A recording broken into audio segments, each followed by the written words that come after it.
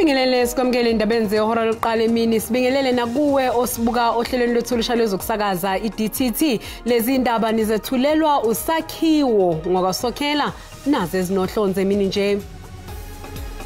From our investigation, it became clear that Mr. Forbes was the main target. He's the one that was followed from the airport. He's the one who was followed at the hotel. He's the one that was spotted inside the restaurant. Amaphoyisa memezele ukuboshwa kwabasolwa abayisikhombisa ecaleni lokubulawa komculo hip hop aka nomngani wakhe uTibelo Tips Mutswane eThekwini ngoNhlolanja nyakenye.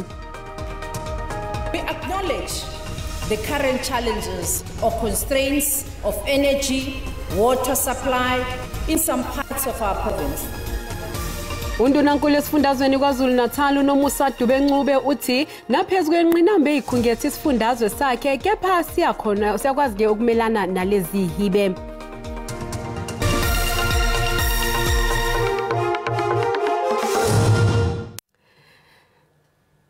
Isikhombisa abasolwa abakhalelwe ngamasongo kaSigonyela ngeinsolo zokubulala owayengumculi uKenan Forbes obaziwa ngelika aka kanye nomngani wakhe uTibelo Mutswane. Izolo ebusuku umkhuzi wamaphoyisa esifundazweni kwaZulu Natal uJenene uNhlanhla Mkhwanazi uqinisekise ukuboshwa kwabasolwa abayisithupha esithangamini nabezindaba eThekwini.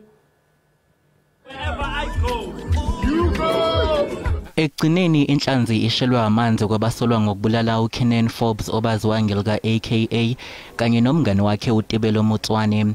Lesigameko senzeka ngoNhlolanja nyakenye eThekwini kanti imibiko ithu aka wayelandelwa ngesikhathi esuka esikhumulweni sezindiza iKing Shaka eya ehotela. There's a total of 6 suspects that have been arrested and detained in connection with the murder of the 2 individuals, Mr.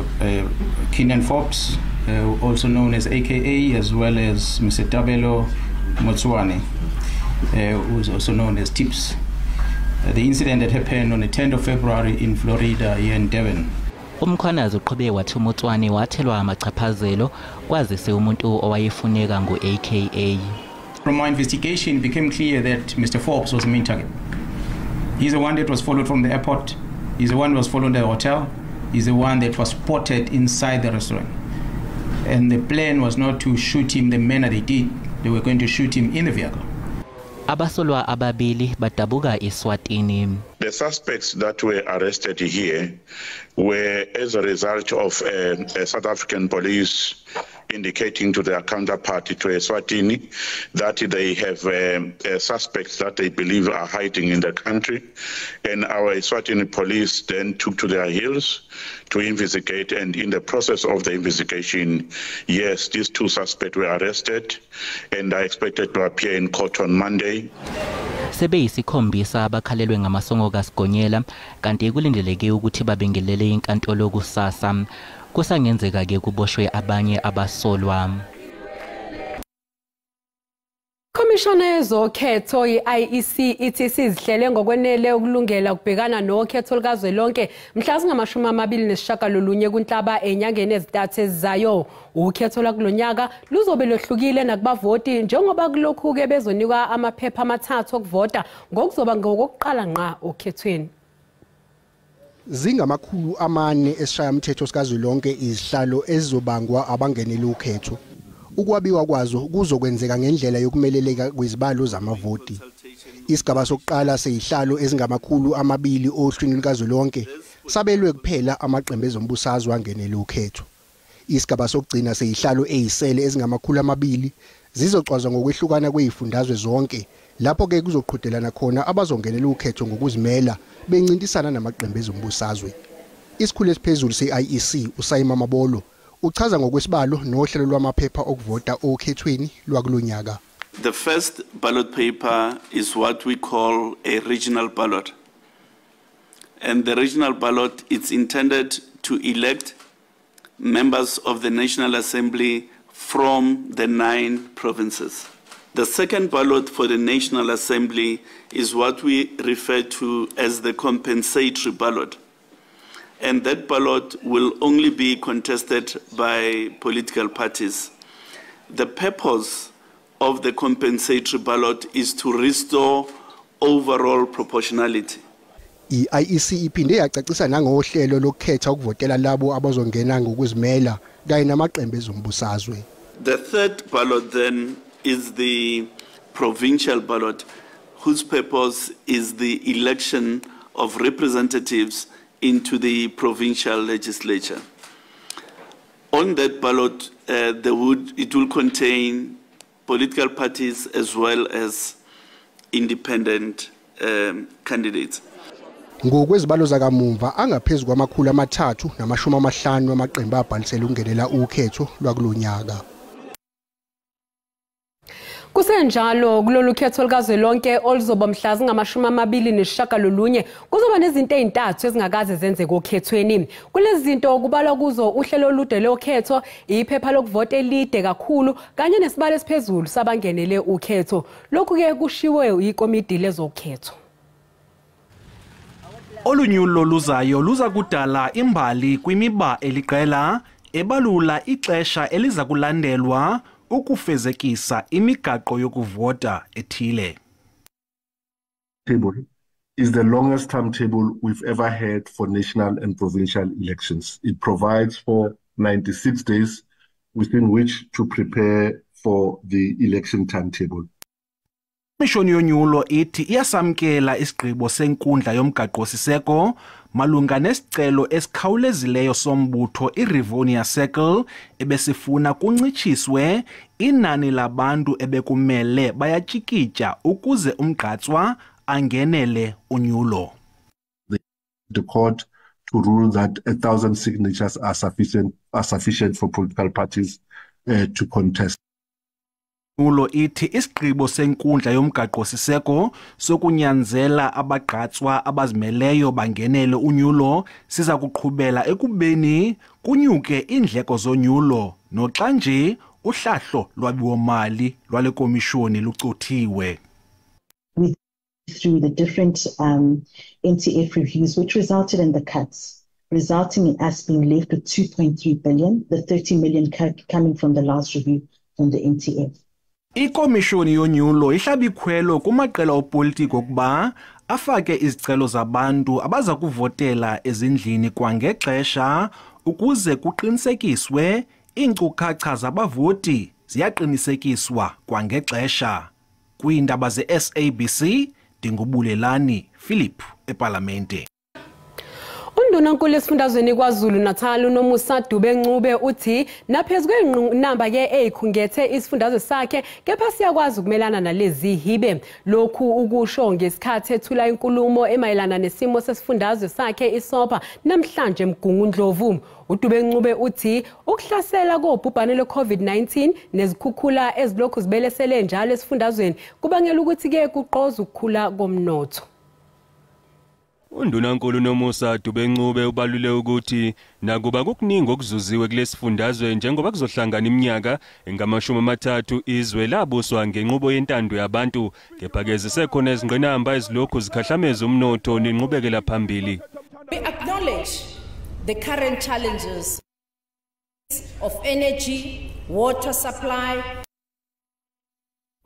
We are working hard to attend to these issues and I'm convinced together we will find a lasting solution.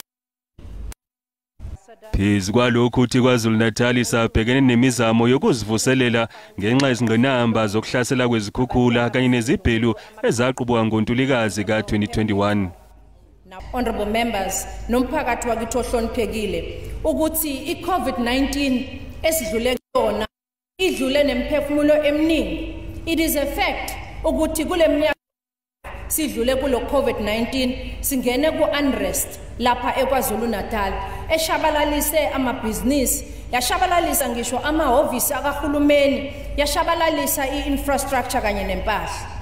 uDube-Ncube ubalule ukuthi buqinile ubudlelwane phakathi kahulumeni nobuholi bendabuko kwazise zisemaphethelweni nezinhlelo zokwakhela ingonyama uMisuzulu kaZwelithini isigodlo kwaNongoma ehlalankosi. In consultation with His Majesty, njengamanje we are finalizing the plans to build the new palace for the king in KwaNongoma. The government of KwaZulu Natal liyahlonipha kakhulu iqhaza lobukhosi bakithi. Njalo unomthebe wesizwe indlulamithi ngesikhathi ivula isishayamithetho sesifundazwe inxuse ukubekezelelana kosombusazwe njengoba kubhekwe okhethweni lukazwe lonke. I therefore appeal for peace, tolerance between all political parties, that all will be campaigning in this year and elections.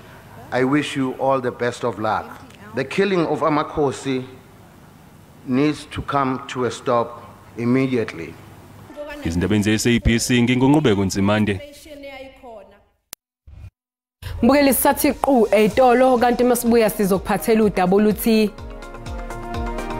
We assured them that we will, as the ANC, assist as much as we possibly can to hold the memorial as well as to have the funeral on Saturday. Umengameli we-ANC uCyril Ramaphosa udlulise amazwi enduduzo emndenini yamalungu e-ANC aphangalale engozini yebhasi eyenzeka ebuya emcimbini waleli qembu eThekwini ngempela sonto.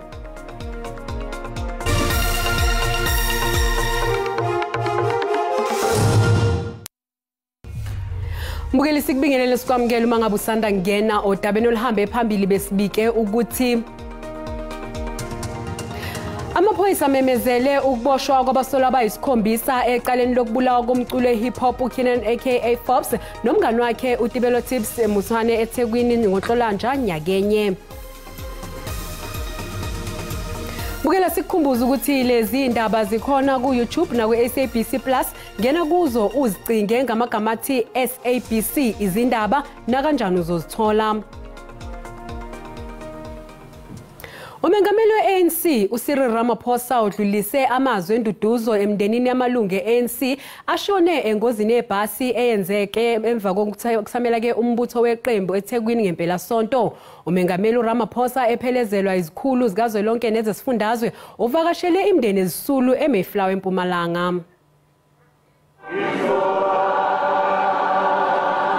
Bekuwusizi lodwa ehholo lomphakathi eMayflower. Abeseka i-ANC kanye namalungu omphakathi ahlangene ndawonye ukuzokwesekana. Uthemba ke Mavuso ulahlekelwe amalungu omndeni amabili, umndeni ubuthembele kubo bashiye izingane ezincane.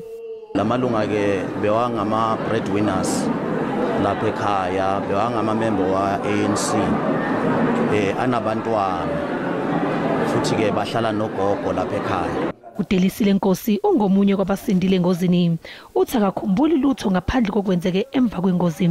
Mina bengilele bathi ngiyakhumbula ibhasi mayiqala ukugudluzeka from lapha esinterweni until lapha ke phansi bese ngiphaphamile ke la. Umengameli ke we-ANC uCyril Ramaphosa uthembise imndeni ukuthi i-ANC kanye nohulumeni wesifundazwe bazokweseka imndeni ngalesikhathi esinzima. We assured them that we will, as the ANC, assist as much as we possibly can to hold the memorial as well as to have the funeral on Saturday. So we are saddened by all this. Okwesibili ke amalungu e-ANC ebasengozini yebhasi. Ngenyanga edlule kwashona amalungu amahlanu engozini yebhasi Limpopo ngesikhathi libangise imbombela embuthaneni we-ANC. Kusenjalo kulindele ukuthi inkonzo yesikhumbuzo yezisulu zakamuva ibanjwe khona kusasa.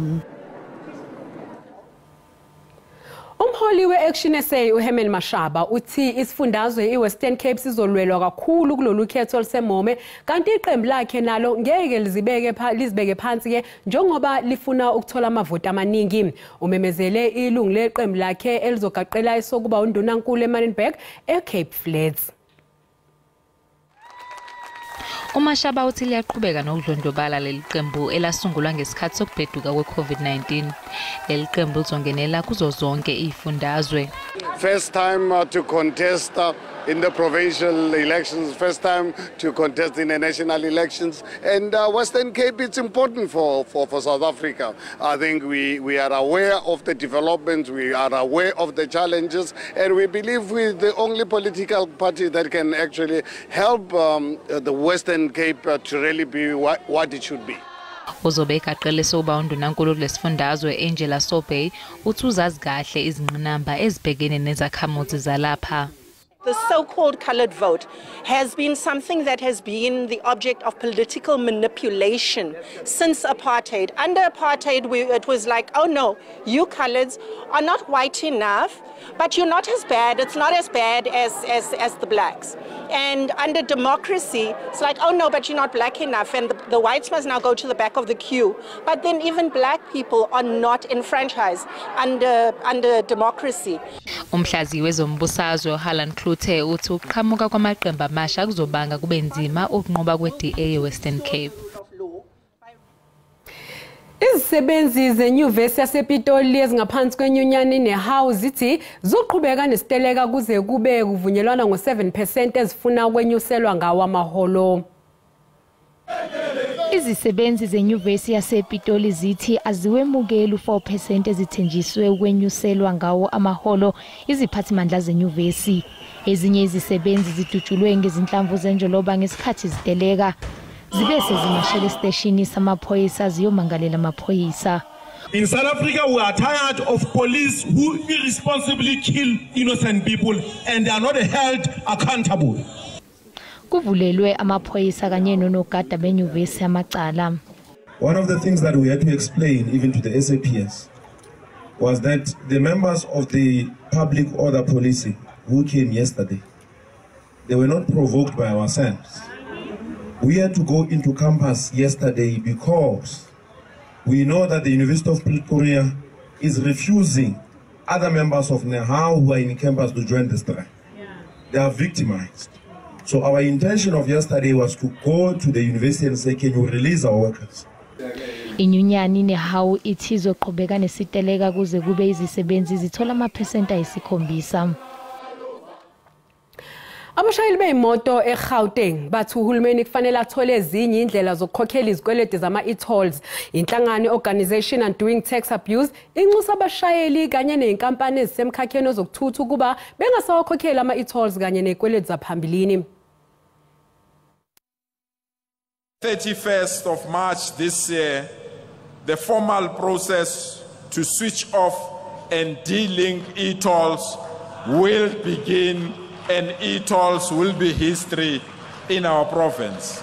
Ngo-2022 ndunankulu waseGauteng uPanyaza Lesufi wasenga izimithiyo ngokuvalwa kohlelo lwama-e-tolls uma ngabe uPanyaza engathembeka kulokhu izinkampani ezibolekisa ngezimonto zingakhululeka ezikweletini. The impact was very massive. But at the end of the day, we managed to try and resolve it here and there. Khakha wezokuthutha zinethemba lokuthi zizosulwa ngokuphelele izikweleti zama-e-tolls. Even to airport, there's the e-tolls and it's deducting our money from the e-tag. Abashayeli bathi ngeke besazikhokhela izikweleti zaphambilini. They must let it go completely because I think currently the challenges with our inflation, economy, and all of that is gonna help us a lot in terms of just making sure that they cancel the current debts. I-Outer ithi akekho kufanele akhokhele ama-e-tolls. It's indicated that Sanral and or Gauteng, whoever, we don't know, it has to be Sanral, is still going to pursue the motorists' outstanding e-toll debt. Ngobhekeleza ukuthutha kanye nohulumeni waseGauteng kulindeleke ukuba banikeze umhlahlandlela ngalokhu lesifundazwe sisakweleta amabhiliyoni amarandi kuma-e-tolls. Mbukeli umhlahlo wesimo sezulu yalandela emva kwekhefu.